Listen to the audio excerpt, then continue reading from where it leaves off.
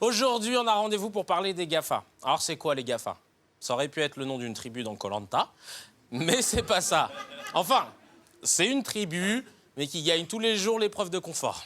Google, Apple, Facebook, Amazon, ce qu'on appelle les GAFA. Ils ont eux-mêmes une richesse qui est constituée des datas qu'ils possèdent, et c'est ces datas qui fait qu'ils peuvent s'adresser finalement à des gens qu'ils connaissent. Bon, si on est honnête, on doit parler des GAFAM, car il y a Microsoft aussi, et des Batix formés par Baidu, Alibaba, Tencent et Xiaomi. On dirait un boys band coréen un peu, tu vois. Et il y a aussi les Natu avec Netflix, Airbnb, Tesla, ben bon, tu sais quoi, là, ça va trop loin, donc on va se consacrer aux plus connus des boys bands, les One Direction du web, les GAFA. Quand je vous dis que ces 4 entreprises pèsent des milliards, c'est pas genre 1,2 milliard, c'est genre trop de milliards. Regardez par exemple pour Apple.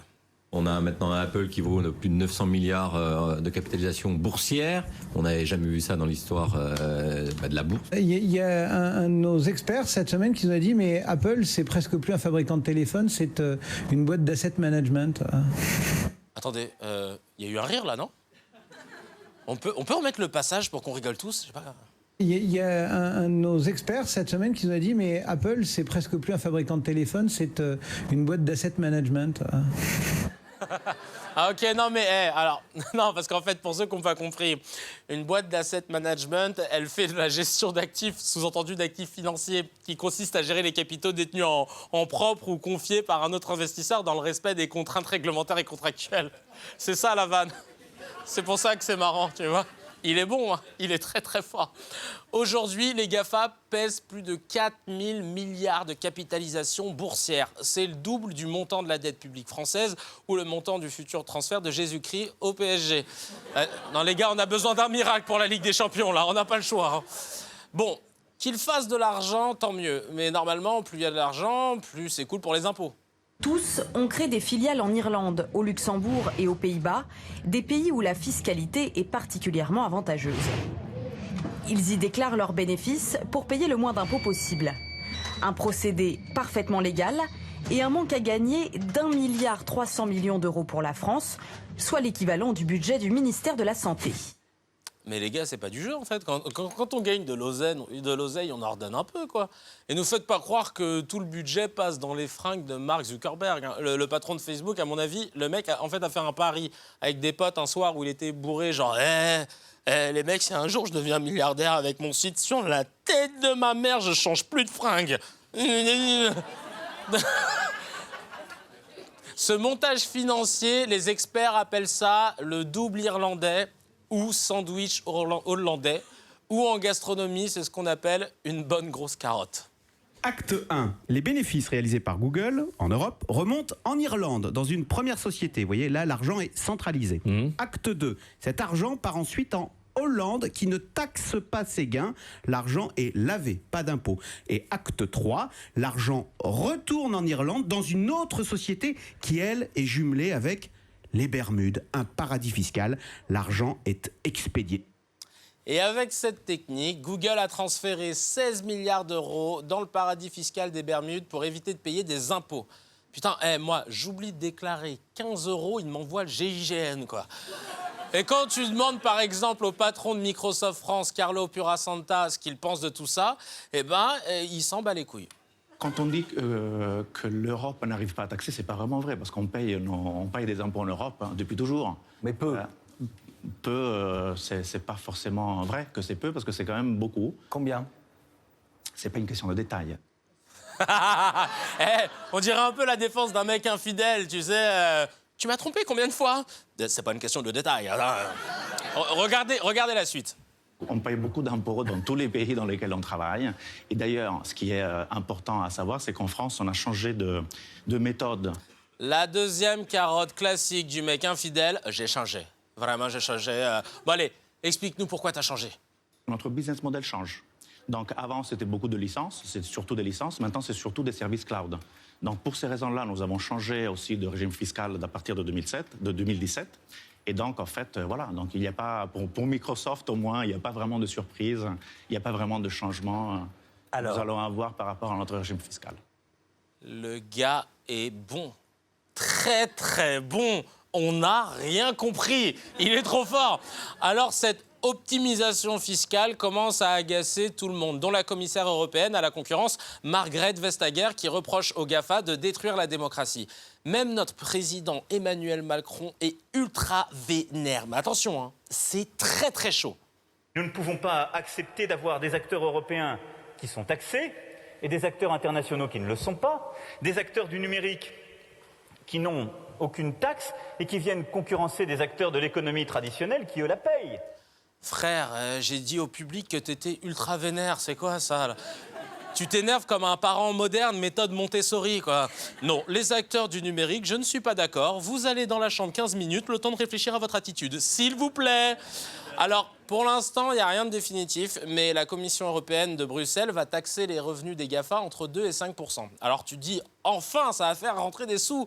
Mais en fait, non. 3% sur le chiffre d'affaires va générer au niveau européen, pour 28 États, 5 milliards d'euros. C'est-à-dire absolument rien. 5 milliards d'euros, c'est pas une petite somme, mais en termes de recettes fiscales, prenez la seule TVA pour la France, c'est 152 milliards par an.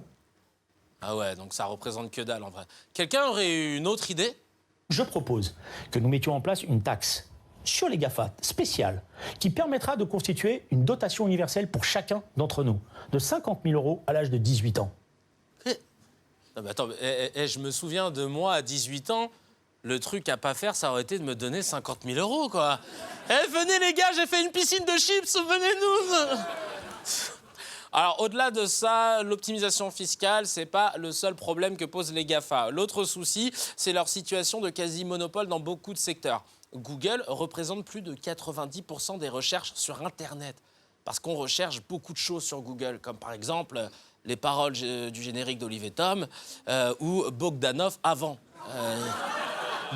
On se demande tous à quoi il ressemblait avant. Vous savez à quoi il ressemblait avant? Il ressemblait à ça. Beau gosse, hein? Franchement, ils ont déconné. Ils ont déconné, vraiment. Et le fonds de commerce des GAFA, c'est nos données personnelles. C'est ce qu'on appelle les data. Ton nom, ton prénom, ton âge, à chaque fois que tu vas sur des sites genre Asos, La Redoute ou grossebonneetmurs.com. Vous allez pas sur grossebonneetmurs.com?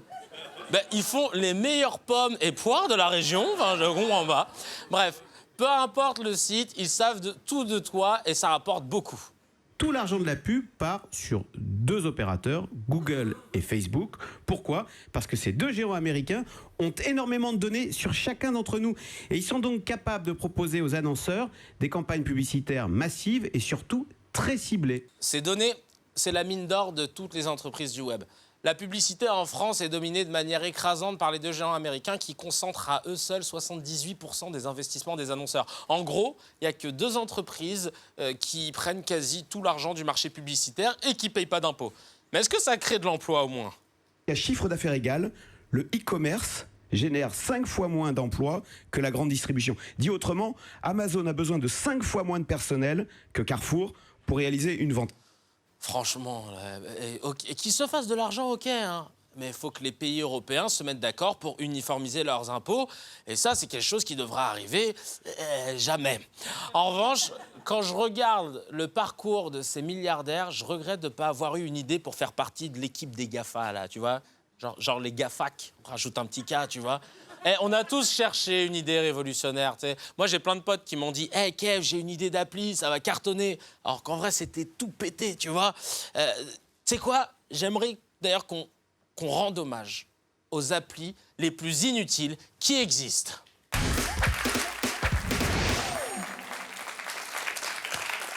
Il faut qu'on le fasse. Première application, RunPee. C'est une application qui répertorie les films et qui te dit à quel moment tu peux te lever pour aller faire pipi. Je l'ai testé. J'ai testé sur le film d'Aladin avec Kev Adams et c'est chelou parce qu'il m'a dit que je pouvais aller pisser pendant tout le film. L'autre appli, Ghost Radar Classic. Alors ça, c'est génial. En fait, c'est une application qui permet de détecter des fantômes. T'imagines? Tu vois un gars comme ça, là. Pourquoi t'attends? Je cherche des fantômes. Tu devrais pas chercher du travail, plutôt, non? SMHT. Ah, c'est génial, ça. Alors, cette appli, c'est très con. Il faut jeter son portable en l'air. Et après, il te dit, quand tu le récupères, à combien de mètres tu l'as lancé. Moi, je l'ai fait une fois chez moi. Voilà, donc Le plafond est à 2 mètres. J'aurais dû me renseigner. Et enfin, ma préférée, Stupid Button. En fait, t'appuies sur un bouton un max de fois et tu compares ton score avec d'autres gens qui ont appuyé. Voilà. Alors, à quoi ça sert? Je sais pas.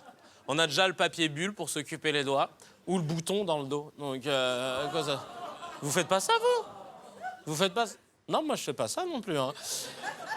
Et celui-ci est très, très drôle. Places I've pooped. Traduction, les endroits où j'ai fait caca. C'est le TripAdvisor de la merde, en gros, tu vois. Tu listes tous les endroits où tu as posé une pêche et tu peux même noter et commenter, tu vois. Mais tu peux commenter, genre comme sur TripAdvisor, style « Étant habitué aux toilettes publiques, ma femme et moi avons tenté l'expérience des toilettes de Gare du Nord. Dépaysement assuré. Seul petit bémol, la personne qui vendait du maïs grillé à l'intérieur était peut-être de trop ?»